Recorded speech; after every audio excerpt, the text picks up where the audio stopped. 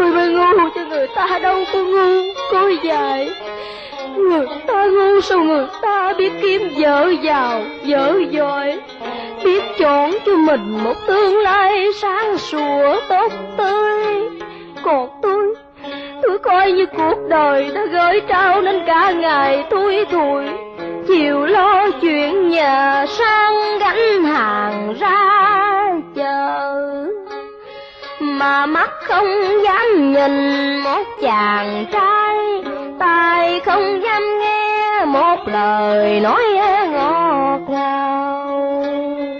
Sáng ở bên nhà lo cho cha tách nước, chiều qua bên ấy hầu mẹ miếng đầu. Ngày ngày bấm đốt ngón tay tin từng giờ chờ đợi, mong buổi nắng hè sợ lúc mưa